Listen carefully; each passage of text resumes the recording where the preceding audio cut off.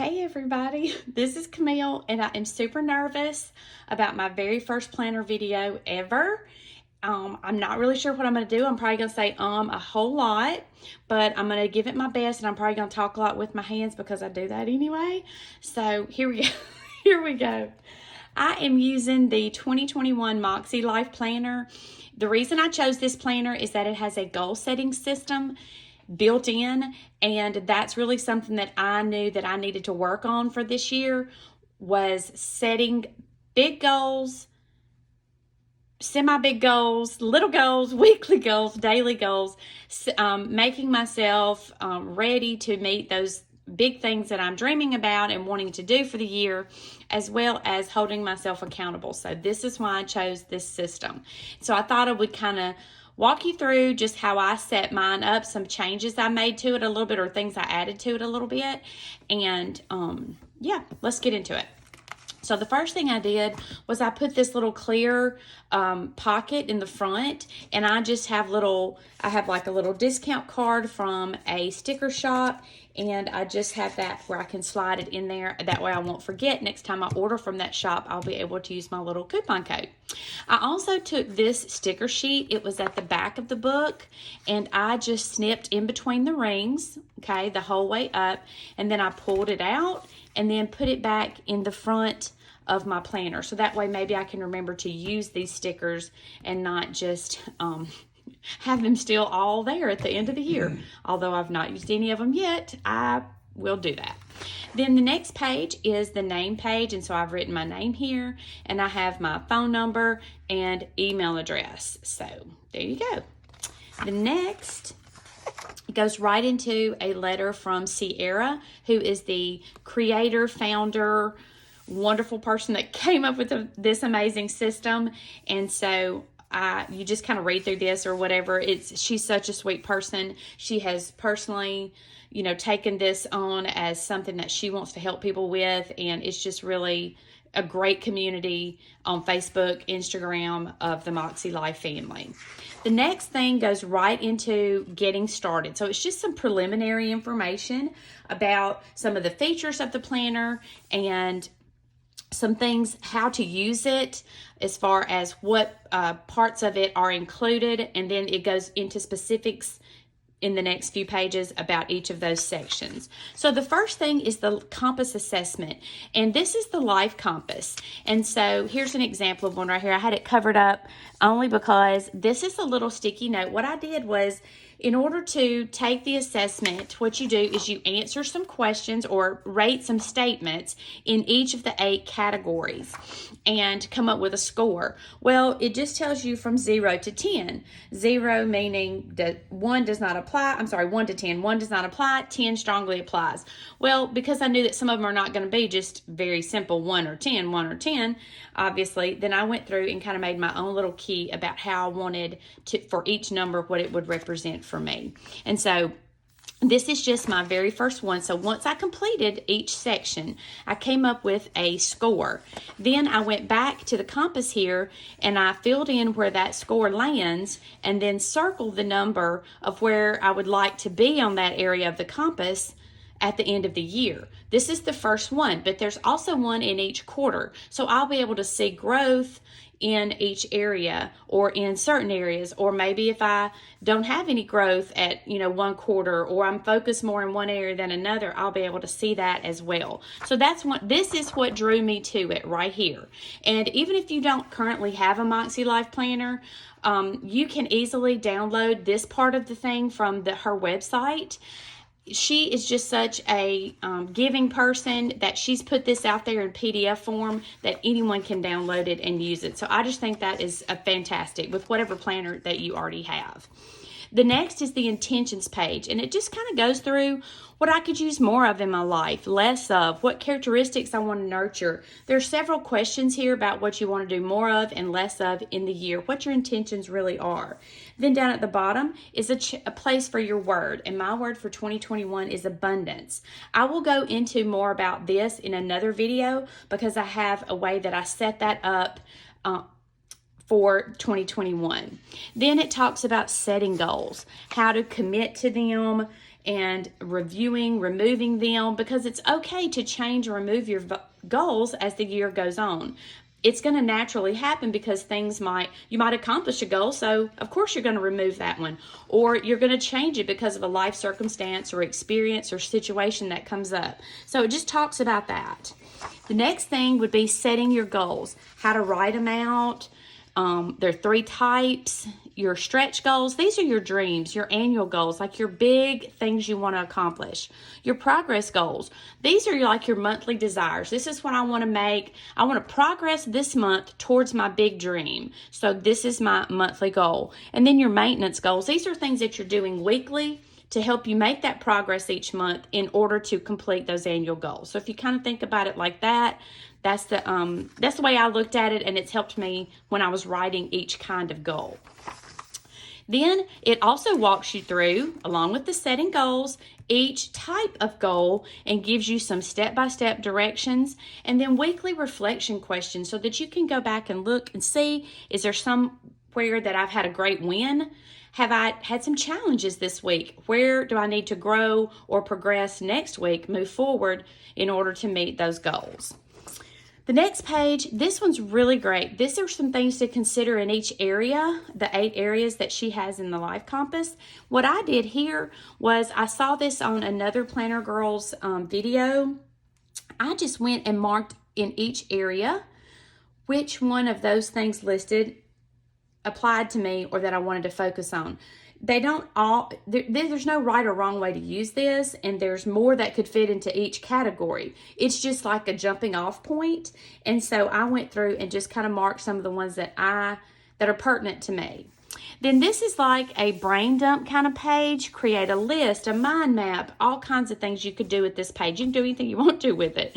So what I just did was I kind of looked on 4 areas of the year. I want to create some things this year.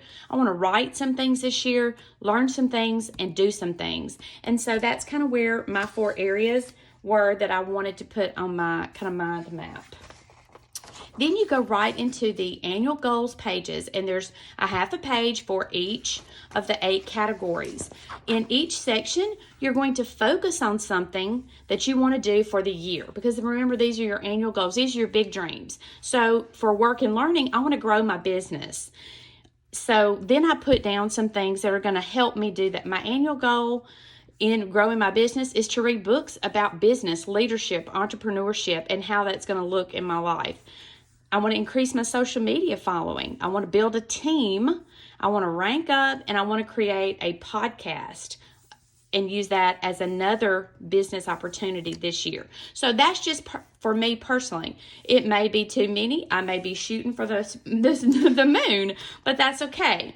These are things that I really want to accomplish. These are my dreams. And so I just did this in each area. It also says down here, like, how will my life improve by reaching these health and wellness goals? Well, I'll have overall health, energy, vitality is going to increase. So those are things that I want to really showcase in my life.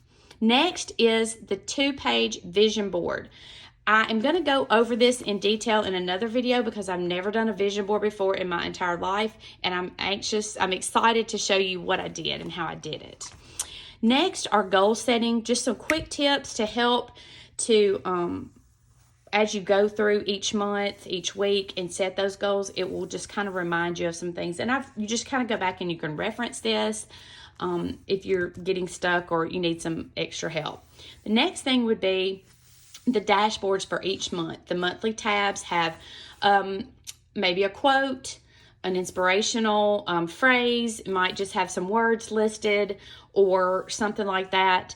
But they're all beautiful. They're all different. And this one says freedom, flexibility, permission, growth, learning, fun. So it's all just words of encouragement for the year. And each one is like that. So then, again, I'm going to go through this in detail. But what I've done is I've laid out my monthly. Then you turn right into your monthly goals. So you've got 4 sections on each page, 4 areas. Okay, I'm setting your monthly goals, place to write those down.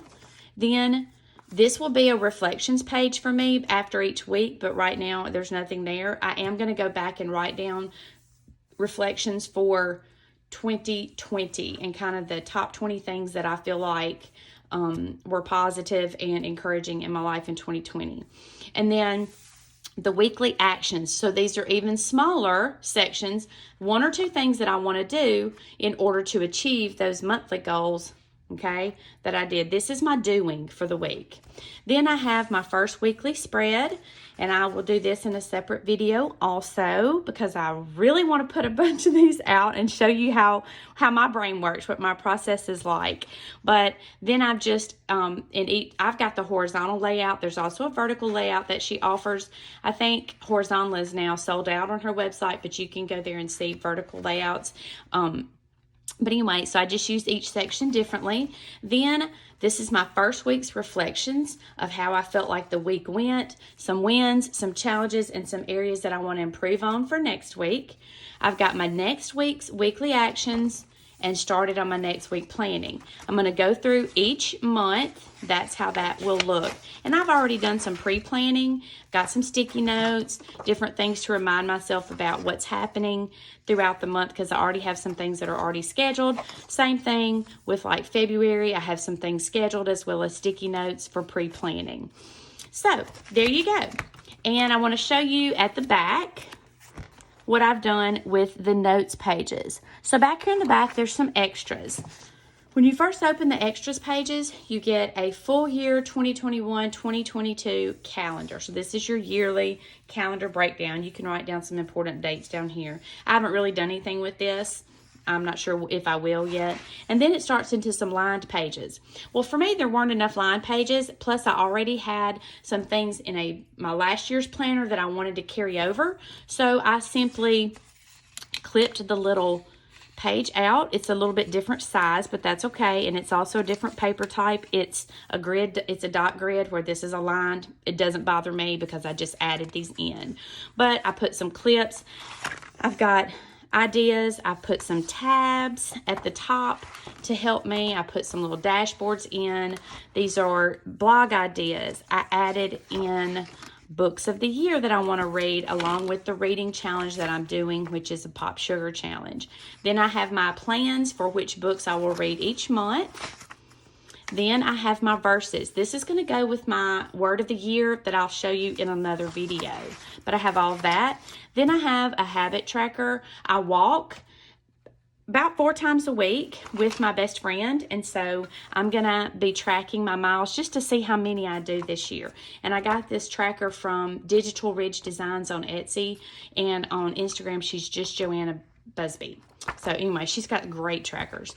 Then I found this little tracker. I thought it would track my moods for the year. Just color in each day a different color that I have over here on the key, just to kind of see what the year looks like in general. I don't really have any trouble with my moods, but I thought it might be kind of fun.